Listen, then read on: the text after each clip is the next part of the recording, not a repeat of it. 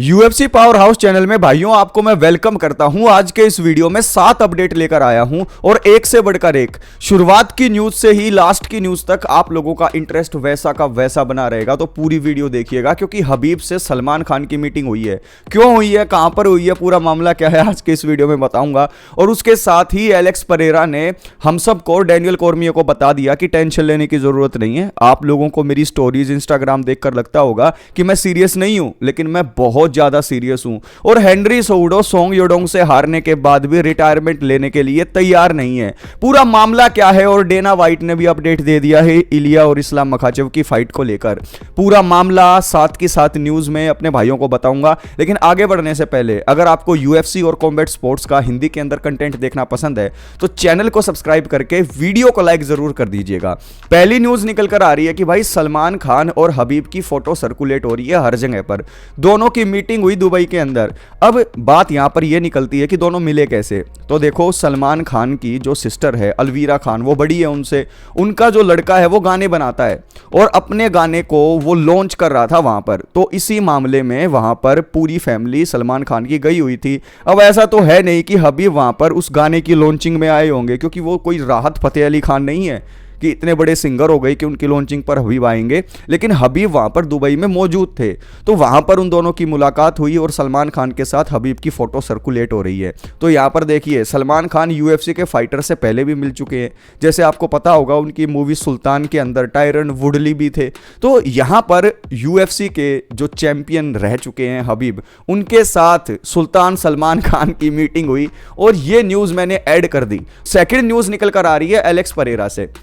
Alex Pereira का कहना यह है कि डीसी ने थोड़े दिनों पहले फाइट फैंस को यह बताया कि एलेक्स परेरा सीरियस नहीं है मागोमेड एनक्लेव को लेकर। वो रेसलिंग की प्रैक्टिस नहीं कर रहे हैं या फिर जगह जगह पर जाकर इंटरव्यू दे रहे हैं। शॉन स्ट्रिकलैंड के कॉर्नर मैन बने हुए हैं, डिलियन डेनिस के साथ जाकर स्पारिंग कर रहे हैं, तो सीरियसनेस दिखाई नहीं देती। और अगर ऐसा रहा तो मागोमेड एनक्लेव उनको हरा देंगे। तो एलेक्स परेरा ने फुटेज शेयर की और यहां पर कहा, स्पेसिफिकली मेंशन करते हुए डीसी को, कि टेंशन लेने की जरूरत नहीं है, मैं मोर देन एनफ प्रैक्टिस कर रहा हूं और मैं यहां पर इस फाइट के अंदर मागोमेड एनक्लेव को हराकर वंस फॉर ऑल इस पूरे के पूरे ड्रामा को शट ऑफ करने वाला हूं।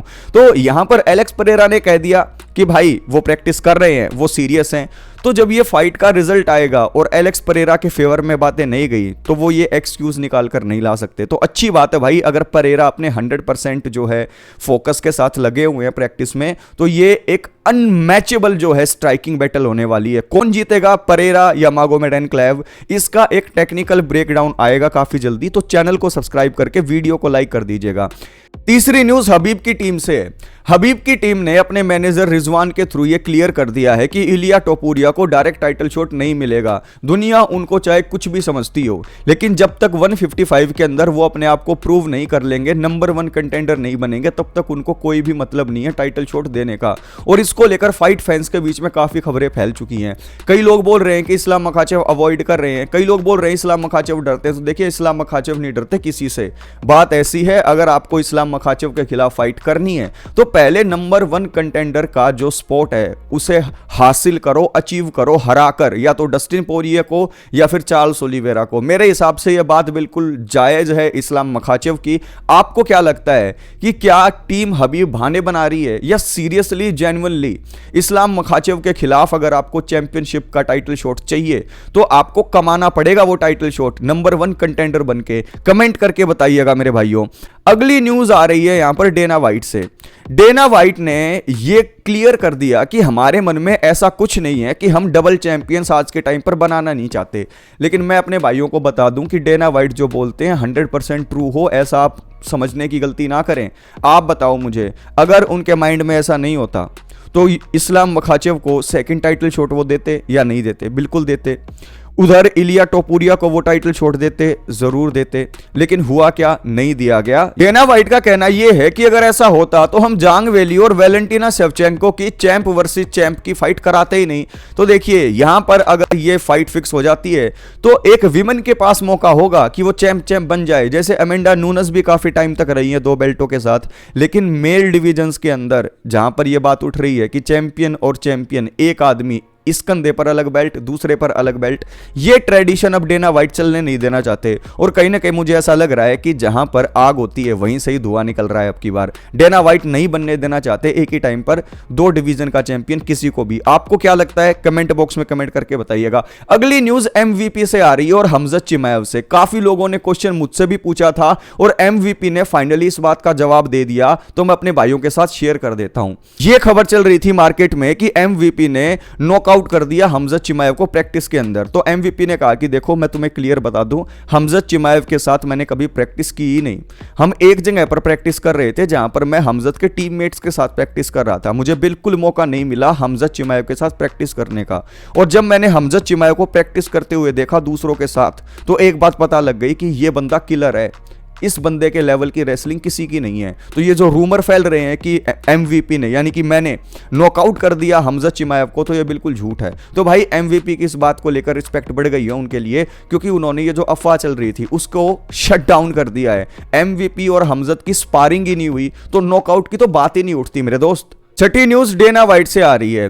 डेना वाइट ने कहा है कि देखो मेरे मन में इस्लाम मखाचेव और इलिया टोपुरिया की फाइट को लेकर चाहे कुछ भी हो, लेकिन दोनों मैनेजर्स और दोनों टीम का मानना जरूरी है। एक तरफ इस्लाम मखाचेव को लेकर यह बात बिल्कुल पक्की थी कि 170 के अंदर अगर वो बिलाल के साथ फाइट करना चाहते तो हम उन्हें टाइटल शॉट दे देते, लेकिन वो बिलाल के साथ फाइट नहीं करना चाहते तो ऑटोमेटिकली 155 के अंदर उनकी नेक्स्ट फाइट होगी। तो अब इलिया ने बेल्ट छोड़कर 155 के अंदर आकर यह बिल्कुल क्लियर कर दिया कि अब वो 155 के अंदर ही फाइट करेंगे। तो अब डायरेक्ट इलिया को टाइटल शॉट मिलेगा या नहीं मिलेगा, यूएफसी इसको लेकर सोच रही है। और डेना वाइट ने यहां पर एक हिंट भी दे दिया कि डस्टिन पोरिये और चार्ल्स ओलिवेरा, इन दोनों को मेंशन किया कि इन दोनों के साथ भी फाइट हो सकती है। तो जब डेना वाइट के मुंह से कहीं ना कहीं ये बात निकल गई है, तो ये बात आप पक्की मानिए कि इलिया की फाइट पहले इस्लाम मखाचेव से एक बार किसी और के साथ होने ही होने वाली है। या तो डस्टिन पोरिये के साथ होगी या चार्ल्स ओलिवेरा के साथ होगी, और इन दोनों में से किसी एक को भी हरा दिया तो फिर उसके बाद इस्लाम और इलिया टोपुरिया की फाइट 101% आप फिक्स मानकर चलिए। तो यहां पर देखिए डेना वाइट भी मजबूर हैं। डेना वाइट किसी को यहां पर फोर्स नहीं कर सकते कि भाई आप इसके साथ फाइट करो ही करो। तो यहां पर एक सर्टेन रूल्स होते हैं, कुछ एक ऐसे बातें होती है जो यूएफसी सबको बताना नहीं चाहता। तो अंडर द टेबल बातें यही चल रही हैं कि इलिया टोपुरिया को पहले एक फाइट करनी पड़ेगी डस्टिन से या चार्ल्स से, उसके बाद इस्लाम के साथ फाइट होगी। और कंपनी के मालिक डेना वाइट ने यह बात बता दी है। अगली न्यूज हेनरी सोउडो से निकल कर आ रही है। हेनरी सोउडो और सोंग योडोंग की फाइट हुई थी, जिसके अंदर एक आईपॉक की वजह से यह फाइट थोड़ी सी इंटरेस्टिंग नहीं रही। लेकिन अगर आईपॉक ना भी होता तो सोंग योडोंग ने जिस तरीके से परफॉर्म किया था, हेनरी सोउडो हार ही गए थे। हेनरी सोउडो को रीमैच चाहिए। हेनरी सोउडो के घर वाले भी इस रीमैच को नहीं देखेंगे, यूएफसी के फैंस की तो बात ही छोड़ दीजिए। तो यहां पर मेरी समझ में यह नहीं आता कि रिटायरमेंट से जब वो वापस आए तो उसके बाद से वो लगातार हार ही रहे हैं, तो वो रिटायरमेंट से वापस ही क्यों आए थे। भाई हेनरी सोउडो ने टाइम से पहले रिटायरमेंट ले लिया, उसके बाद टाइम ओवर होने के बाद वो वापसी कर रहे हैं, और अब एक के बाद एक फाइट्स को हारने के बाद भी वो बेल्ट को चेज कर रहे हैं। अब भाई मेरी समझ में ये बात नहीं आ रही कि हेनरी सोउडो ने कहां पर किसके साथ बैठकर माल फूक लिया है जो उनका मानसिक संतुलन बिगड़ गया है। और भाई उनकी फैमिली मैन, उनके फ्रेंड्स भी उनकी नेक्स्ट फाइट को नहीं देखना चाहते सोंग योडोंग के साथ, तो यूएफसी क्यों करेगी फिक्स। और डेना वाइट ने भी मना कर दिया है। तो हेनरी सोउडो भाई आप बहुत अच्छे तरीके से कमारू उस्मान के साथ पॉडकास्ट करो और चिल करो यार। दोस्तों आज के इस वीडियो में हमने इंपॉर्टेंट न्यूज और अपडेट्स को कवर कर लिया जो आज के टाइम पर आग की तरह फैली हुई है। अब इस वीडियो को भी आग की तरह फैला दो। कमेंट करना इन सभी न्यूज को सुनकर आपको कैसा लगा, आपका ओपिनियन क्या है, और चैनल को सब्सक्राइब करके वीडियो को लाइक कर देना। नेक्स्ट वीडियो में मिलता हूं, तब तक के लिए take care and most important बात, कीप इंस्पायरिंग योरसेल्फ।